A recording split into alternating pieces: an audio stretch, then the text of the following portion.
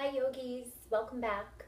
Last week I kind of deviated from my typical Meditation Monday video, and I did for you a quickie yoga sequence and short meditation for those times when you're feeling really busy and so many things to do that you can't really find an hour to get on your yoga mat.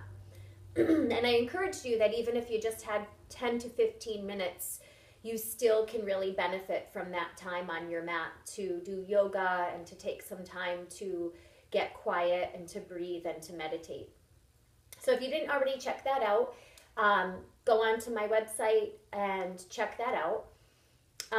This video also is a little different, and I'm kind of gearing my videos pretty much from now on based on the feedback I get from you guys. So please get in touch with me. Go on to my Contact Me page on my website and let me know what you like, what you want to see more of, any suggestions of things you'd like to see in videos, because I'm here for you and I'd love to just give you whatever it is that you need from me. So today's video actually was another suggestion from one of you. And we're going to be doing, talking about inversions and arm balances and things, postures that put your head lower than your heart. And there's so many benefits to inversions.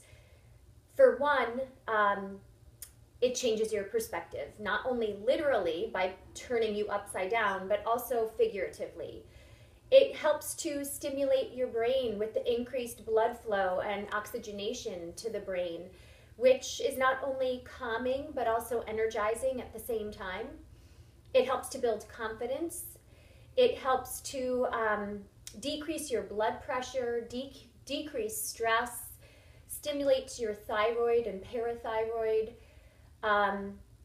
There's so many more. I will think of them, I'm sure, as I continue talking. But there's also so many contraindications. For that reason, I don't teach some of the inversion poses in my typical yoga class because it's such a large population of people. So contraindications for inversions, again, that's your head lower than the heart, your headstand, your shoulder stand, your plow pose, even handstand or forearm stand.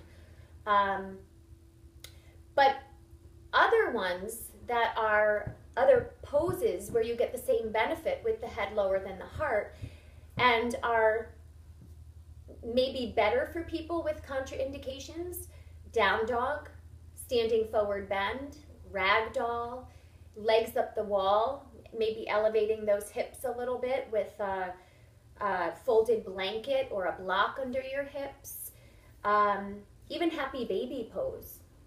So those are all much safer for people with contraindications or just people who don't feel comfortable in arm balances. So those contraindications, going back: high blood pressure, recent stroke, diabetes, type 2.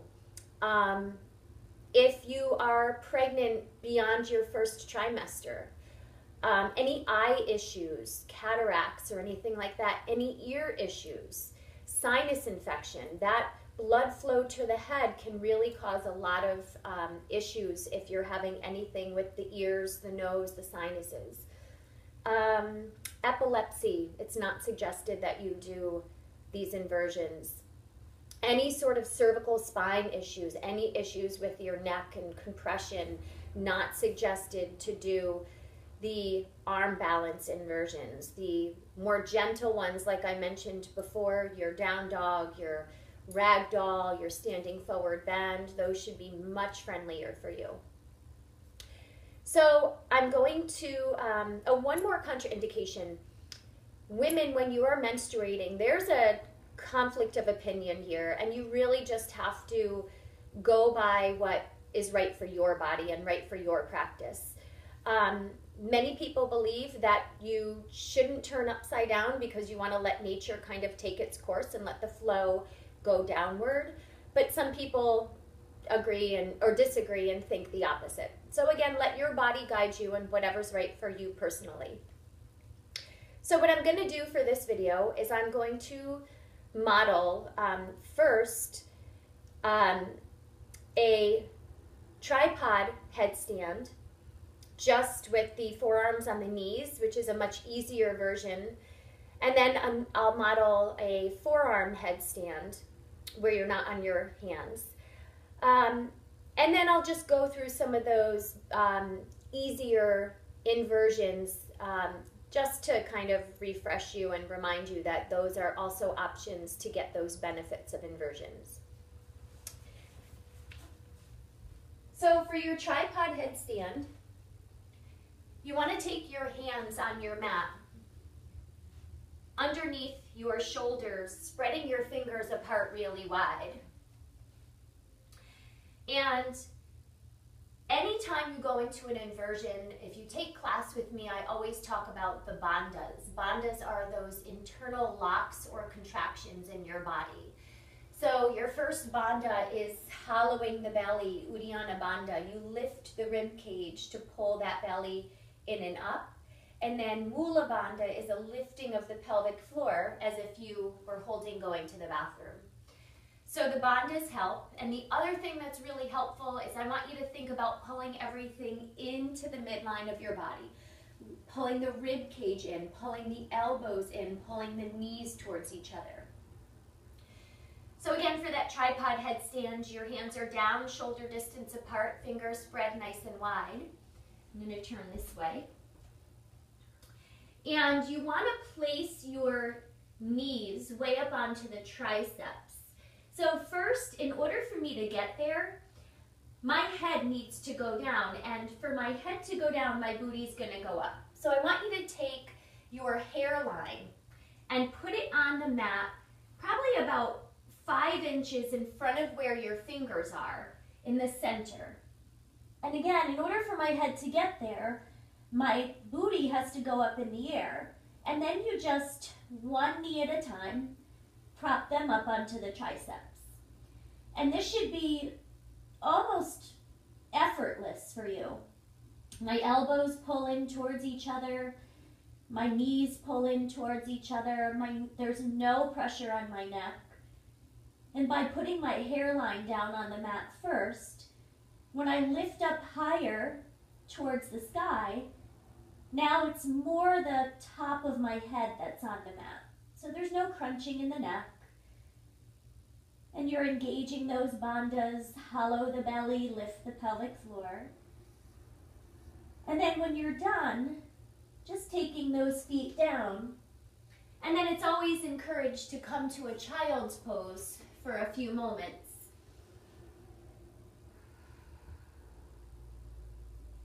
And just taking a few breaths there.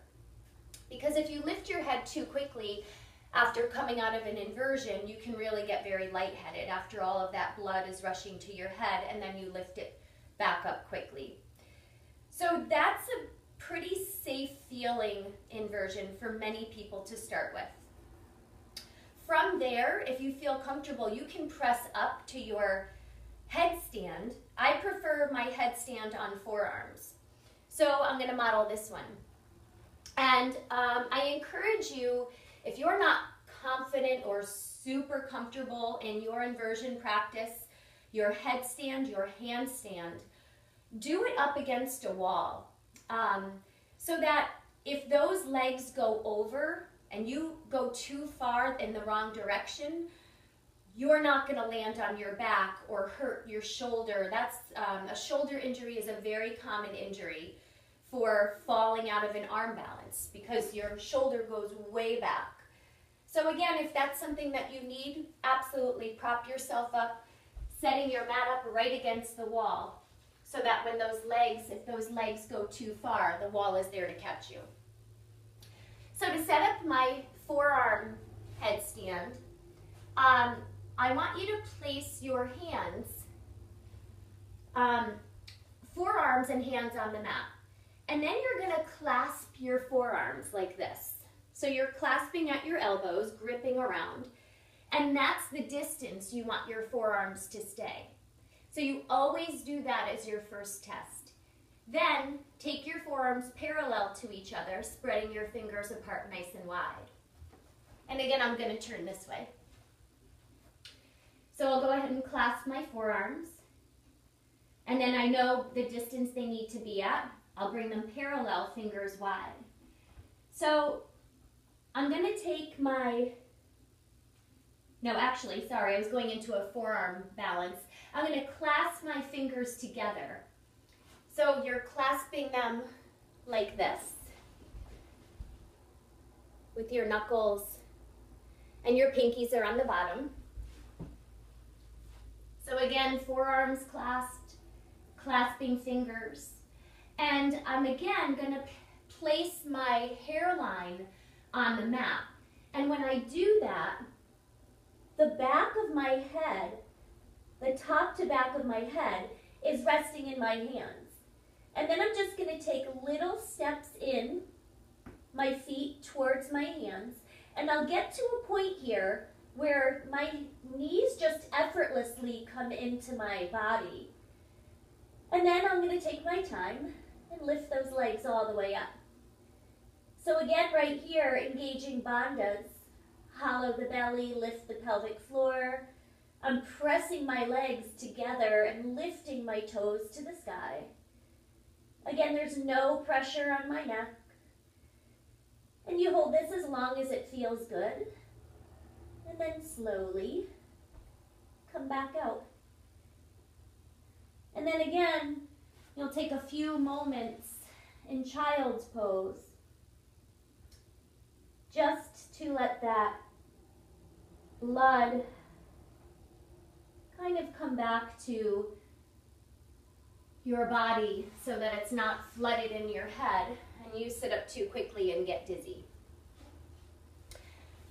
So with your forearm headstand, again, the elbows pull in, the legs press together, and it should be no compression on your neck. Try practicing these at home. If you have any issues with cervical spine or any of the other things that I mentioned, the high blood pressure, the recent stroke, the diabetes, the eye issues, then your down dog, you get the same benefits. And we don't really think of that because down dog is such a really common pose in our typical yoga practice. Your standing forward bend, your ragdoll with soft knees, whatever feels good for you here. Legs up a wall pose where you lay your body right up against a wall here, maybe elevating the hips like I said. Happy baby pose. Those are all safer options. So for time's sake, I'm not going to model your plow pose or shoulder stand. Again, those are the more strenuous ones. But if it's something you'd like to see in future videos, please let me know. Have fun with your practice, honor your body, and if there's anything you'd like to see on future videos, please let me know. Thank you for joining me today. Namaste, yogis.